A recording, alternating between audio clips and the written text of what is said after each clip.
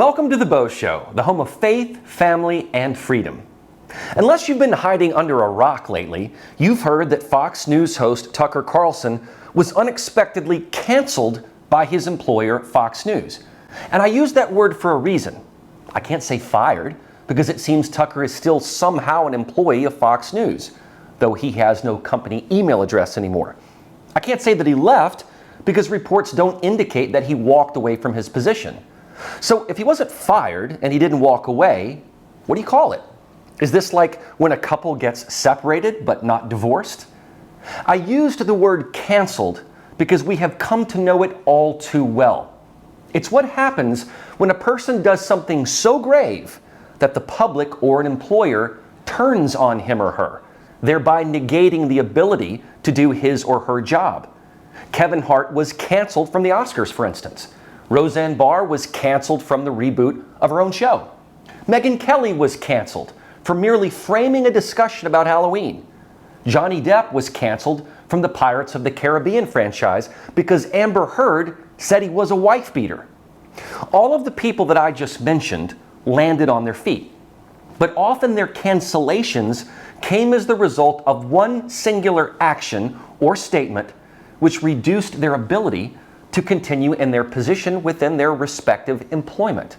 So that is why I chose the word canceled, because Tucker was immediately removed from his ability to do his show as usual and speak to the American public about salient issues of the day. Tucker often took on the establishment. He wasn't a Republican grifter. It always seemed that Tucker was speaking the words that he wrote.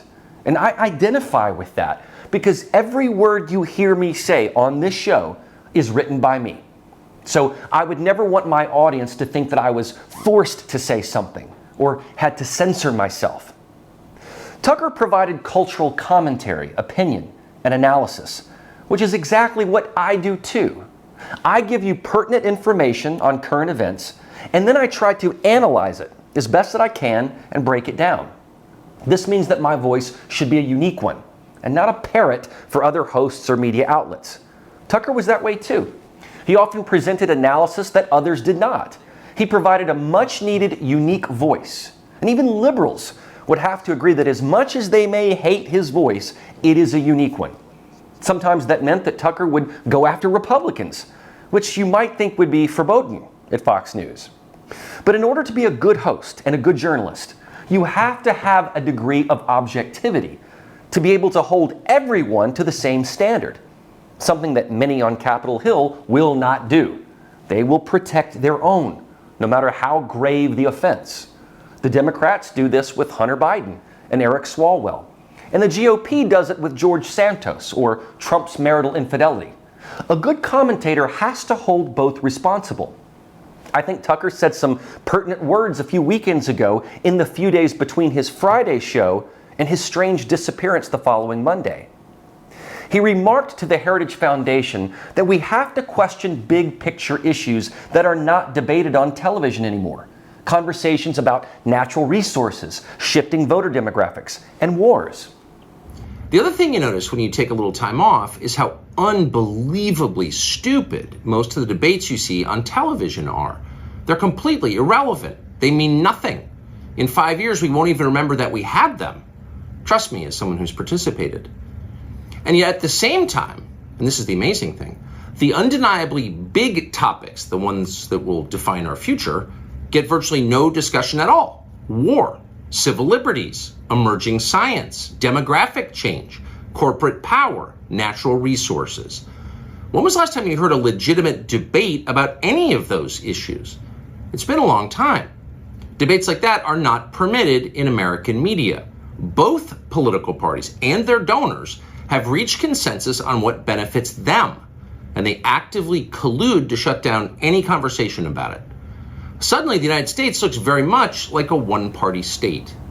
Tucker even admitted, recalcitrantly, that he was duped on the Iraq War.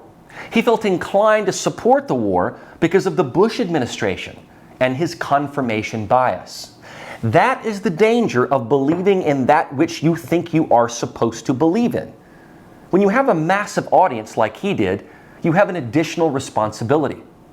People trust that you will tell them the truth. That is his job, and it's my job. Fox News had built a substantial viewership to counter the liberal bias of other outlets. In the process, however, they built up their own confirmation bias, filling the screens with legs, short dresses, and high heels. The scandal of Roger Ailes brought the entire operation into sharp focus. It demonstrated a hypocrisy. If a network can get mileage out of Bill Clinton's salacious affairs, how is it that the network doing this is permitting a corporate culture of sexism and sex for opportunity quid pro quos? And if indeed that culture flourishes there, does it affect the actual honesty of the reporting? It's tough when the microscope is turned around on you. We have only seen glimpses of what went on at Fox Corp from the various movies and miniseries made about the Ailes fallout. And who knows how much truth was stretched. Leftist filmmakers surely wanted to make it as salacious as possible, a chance to take down a powerful cable news outlet, which again is a problem, because their desire to take it down may trump the truth of what actually happened. So when Tucker was unexpectedly removed from air, it sparked consternation from many people, and only a handful have actual insight. The ones that really know will not be leaking it to the public, although we have seen a recent leaking of off-air Carlson comments via Media Matters, a George Soros-funded smear operation. Three people who likely have the best insight based on their experience are Bill O'Reilly, Megyn Kelly, and Glenn Beck, three former Fox News hosts who departed from Fox for various reasons. Kelly has perhaps been the loudest voice and critic of Fox in this aftermath because she understands the political dynamics of what happens behind closed doors at Fox. She has spoken very critically of Fox News and its CEO, Suzanne Scott, who replaced Roger Ailes. When the Dominion case was settled, she remarked that Scott would be as much, if not more, to blame for it than Tucker Carlson. After all, Scott runs the house that the Murdochs built. And why would Rupert Murdoch testify against his own anchors? What is going on the board of Fox? Neither Carlson nor Fox has publicly commented on this recent split.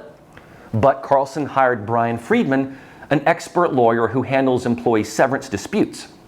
It's the same lawyer that Megyn Kelly hired in her severance from NBC. In a statement to Axios, Friedman said that, quote, the idea that anyone is going to silence Tucker and prevent him from speaking to his audience is beyond preposterous, unquote. This statement comes amidst speculation that Tucker is being gagged by Fox. Tucker has made only one address in a 2-minute video in which he said that media companies actively collude to shut down topics that do not benefit corporations or elite members of society. He also blasted the state of the American media landscape and claimed that few outlets are focusing on topics that actually matter to people, and instead choose reports and debates that have limited impact. It could be that Tucker addressed subject matter that Fox didn't want to, such as pharmaceutical giants controlling media narratives, such as Pfizer and its gigantic advertising checkbook. The Soros-funded Media Matters released a series of off-camera recordings of Carlson dubbed Fox Leaks that show Carlson in a different light. Fox has sent a cease and desist claiming that those tapes are their intellectual property. Because of the legal implications, we won't show those tapes here today. It's been rumored that Carlson may try to launch a media empire of his own, perhaps the way that Glenn Beck did with his Blaze Media Group. Carlson certainly has the name and the audience to launch it. And Carlson also allegedly spoke with Elon Musk about future collaboration. Regardless, the source of the Fox leaks is mysterious. Megyn Kelly has said that her audience is now calling the scandal Foxwiser, as a reference to Budweiser's tremendous drunken mistake in its partnership with transgender spokesperson Dylan Mulvaney.